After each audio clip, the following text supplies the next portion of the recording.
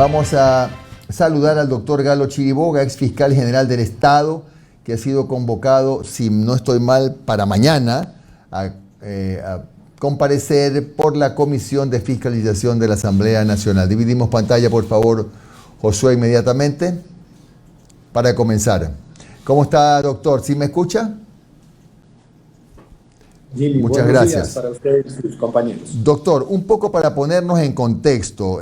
Alex Saab es el ciudadano colombo, empresario colombo venezolano que está en este momento guardando prisión en Estados Unidos, supuestamente aportando con información, declarando por un presunto también ocultamiento de dinero, de recursos del presidente de la República, Nicolás Maduro. No obstante, ese caso de alguna manera se vinculó al Ecuador en el año 2013, más o menos, ¿no? Cuando se abrió aquí una investigación, entiendo que por parte de la Fiscalía, usted nos va a precisar, porque se sospechó del lavado de dinero utilizando el sistema Sucre. ¿Nos puede usted, por favor, mejor que yo, poner en contexto en este tema? Sí, bueno, muchas gracias. La verdad sobre este hecho es la siguiente, ¿no? Una comunicación que dirigí al Banco Central, con una comunicación recibida por parte de ellos con información referida a estas operaciones irregulares en el sistema Sucre. Abrimos un fiscal de caso, no el fiscal general, porque tienen ustedes que recordar que el fiscal general solo interviene en casos de fuero de Corte Nacional, en función de que haya una persona investigada que tenga ese fuero. En este caso, de Fondo Global de Construcciones, no hay ninguna persona, o no hubo en esa época, ninguna persona con ese fuero. Por lo tanto, lo llevó un fiscal de caso en la ciudad de Guayaquil. Esto se inició el 15 de julio, la indagación por lavado de activos. De esa indagación generó que vayamos varias autoridades, las convoqué, en este caso al señor doctor Baylon Valareso, que fue director general de la Unidad de Análisis Financiero, al señor economista Carlos Marx Carrasco, que era el director de Servicio de Rentas Interno, al economista Javier Cárdenas, que fue el director del Servicio de Aduanas, y al presidente del Banco Central del Ecuador, obviamente a la UAFE y también la Fiscalía. ¿Fueron a Venezuela? Sí, para que fuéramos a Venezuela pedí una cita a la fiscal de ese entonces en Venezuela y concurrimos con ellos a ese país. ¿Con qué propósito? Con el propósito de alertarles que estaban ocurriendo estas exportaciones e importaciones irregulares a Venezuela. El fruto de esa reunión fue que días más tarde, Ecuador, con la cooperación y la articulación de información, pudo solicitar una asistencia penal a la República de Venezuela. Asistencia penal que la voy a presentar mañana y que está remitida el 4 de junio del 2013 a la doctora Luisa Ortega Díaz. Y en concreto, para no alargar, en concreto, por favor, sí. Ahí se le pidió información sobre la comisión que administra las divisas en Venezuela, que había sobre eso en Ecuador.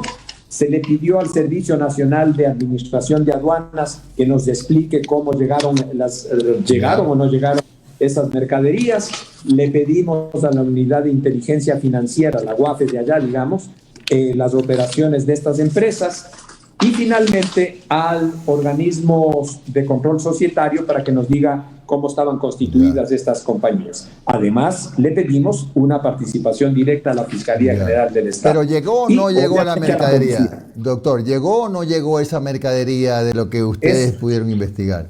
Ese es el punto, pues la mercadería que decían que se habían enviado nunca llegaron. Ajá. Y por eso es a Venezuela.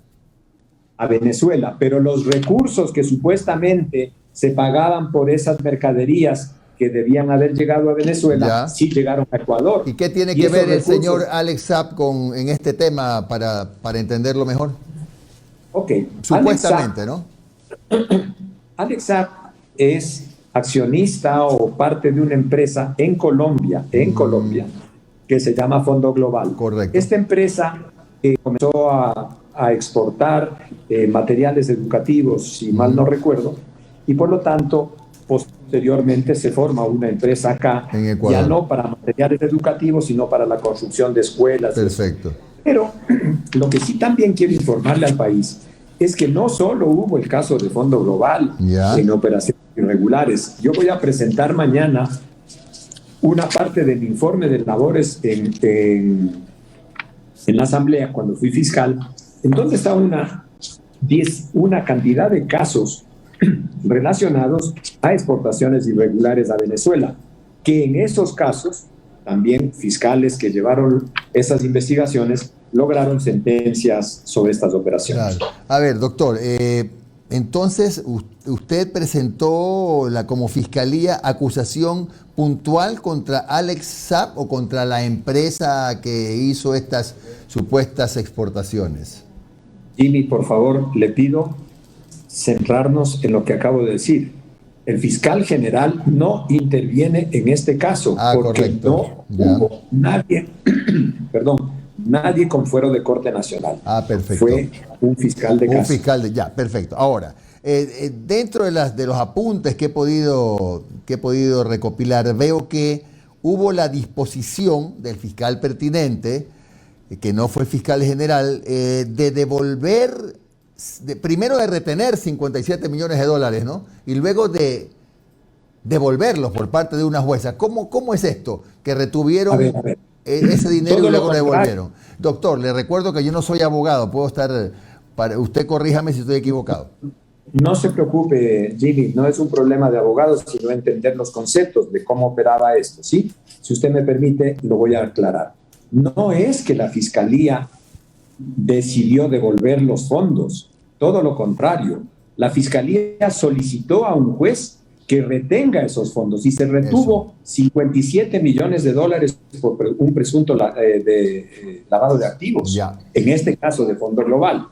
Sin embargo, a pesar de que esto fue ordenado por un juez, una jueza en Guayaquil decidió declarar la nulidad de toda la investigación, supuestamente, porque la correspondencia, en criterio de ella, de los comerciantes, está incluido las facturas. Y si las facturas son parte de la correspondencia de los comerciantes, tenían un cierto nivel de reserva que debía tener un tratamiento especial procesal. Bien, usted, como una persona de comercio, como un periodista, hace facturas todos los días, recibe facturas, cobra facturas. No son documentos que están bajo una reserva judicial, son documentos que se comercian. Sin embargo, por influencias que se dieron y que se demostrarán más tarde, esta juez decidió devolver ese dinero. Cuando se decidió eso, la fiscalía y el fiscal que llevaba el caso presentó una denuncia. Y esa denuncia fue no solo contra la juez que decidió eso, sino también por los jueces de la Corte Superior que habían confirmado ese fallo. Ese fallo llegó hasta la Corte Nacional, en donde se dictó una sentencia en la que esa sentencia, en el debate de esa sentencia, ya participa la actual fiscal general, doctora Diana Salazar, por supuesto. Logró la condena que inicialmente habíamos planteado. Doctor, sáqueme una curiosidad, ¿y por qué lo citan a usted a la comisión? ¿Para que aporte qué tipo de información? A ver, a mí me citan a la comisión para que aporte información que están en los expedientes. Es decir, este es un tema judicializado ya, está en los jueces, en las cortes, pero me citan y yo no tengo ningún problema en concurrir, porque tengo que informarles al país de qué es lo que pasó. Porque ha habido una campaña en el sentido de que la Fiscalía no hizo nada, que Chiriboga dispuso la devolución de la plata, que Chiriboga, mil cosas, ¿no? Y eso no puede quedar así, no puede quedar en el aire, sino demostrarlo con documentos, cómo se organizó esto. Incluso, este tema, quisiera, Jimmy, si usted me lo permite, enrolarlo en un hecho mucho más grande. ¿Y cuál es el hecho más grande? En esa época, el Ecuador estaba con una observación, un asterisco que llaman los técnicos en lavado de activos, sobre la tipificación del delito de lavado de activos.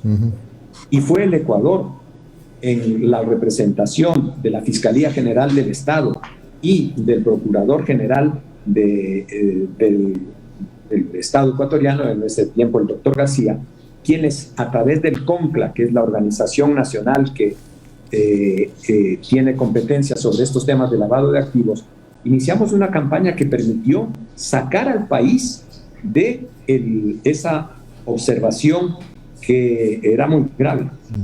Y por lo tanto, si se mantenía esa observación, era como país no cooperante en materia de investigación de lavado de activos, nada menos ni nada más. Doctor. Y esta información, perdón, con esto concluyo, sí. Este trabajo demostró que el Estado ecuatoriano, en su política de Estado, tiene un claro concepto de perseguir el delito de lavado de activos. Doctor, ahora, en todo esto que usted ha relatado, ¿dónde aparece el señor Saab? ¿Era socio de la empresa esta exportadora de material de construcción, o era el constructor de las casas en Venezuela? ¿Dónde aparece el señor Saab? Él aparece más en las operaciones en Colombia y en Venezuela. Y después de mi visita con los funcionarios a los que hice mención, hay una noticia de prensa en la que se señala que la Fiscalía lo llamó a versionar o a investigarlo al señor Saab. Bien, continuamos, Omar. Doctor Chiriboga, ¿cómo está? Buenos días, Omar Jaén le saluda.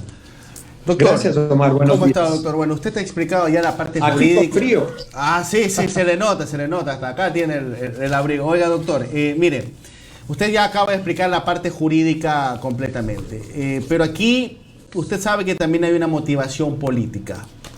¿En algún momento el señor Saab operó físicamente aquí en el Ecuador? ¿Operó físicamente o tenía estas conexiones desde el extranjero? Porque aquí se lo intenta vincular con una administración, con la administración de Rafael Correa, que inclusive también se lo pinta como que fue el testaferro de Rafael Correa.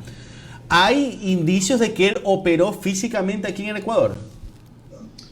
Mire, primero, yo no hago opiniones políticas porque mi rol como fiscal nunca fue hacer comentarios políticos, y menos ahora como ex fiscal en un tema que fue un tema judicial.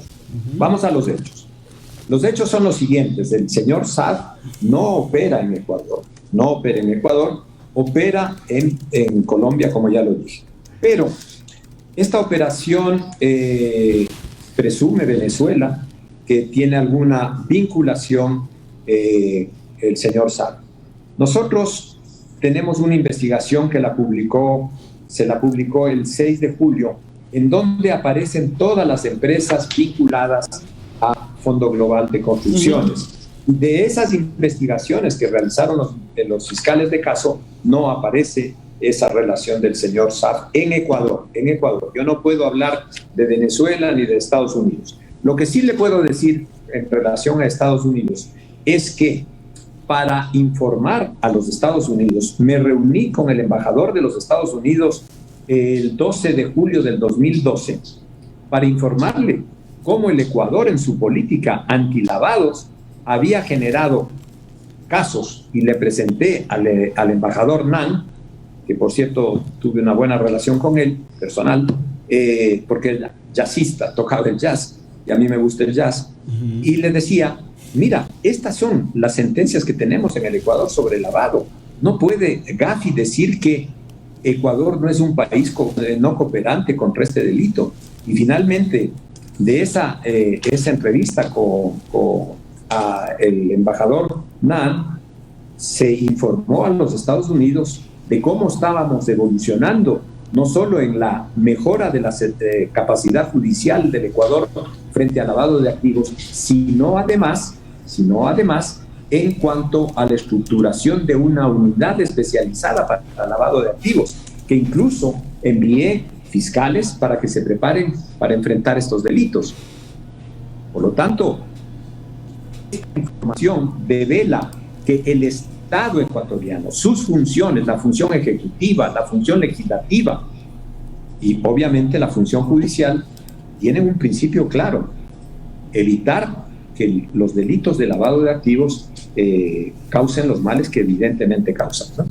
Perfecto. Ahora, usted con su conocimiento, más que nada, doctor, y ya un poco quizás alejándonos de la situación en Ecuador, la semana anterior la Fiscalía en Estados Unidos retiró la gran mayoría de las acusaciones en contra de Alex Saab, pero se quedó con una. ¿Qué significa eso legalmente? Jurídicamente significa que él ha llegado a un acuerdo de cooperación. Más que nada, yo lo invito a responder esta pregunta desde su conocimiento como ex fiscal. ¿Eso significa que él ha llegado a algún tipo de arreglo con las autoridades en Estados Unidos?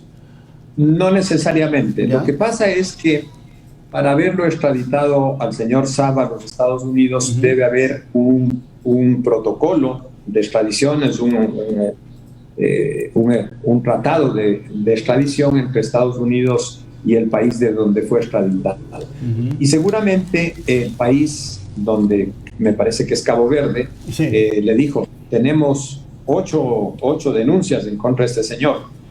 Y Estados Unidos le dijo: mira, nosotros no podemos tramitar 8 denuncias, aquí lo único que puede valer es una específica que decida el juez. Entonces, cuando llegaron con la extradición, y era un requisito para que la extradición se pueda cumplir, esto es un requisito puesto por el país a quien se le pedía la extradición, que este país decía que no puede procesarse 8 denuncias o 9 denuncias. Entonces, cuando llegó el caso al juez norteamericano, este juez revisó las 8 o 9 denuncias que había y optó por una, que es una que me parece su pena está en 40 años o algo así. Por lo tanto, se cumplió los requisitos del protocolo de extradición entre Cabo Verde y los Estados Unidos de Norteamérica. Gracias, doctor Galo Chiriboga, ex fiscal general del Estado, por su comparecencia en Un Café con JJ. Que tenga usted un buen día, doctor. Igual para ustedes, muy amables y gracias.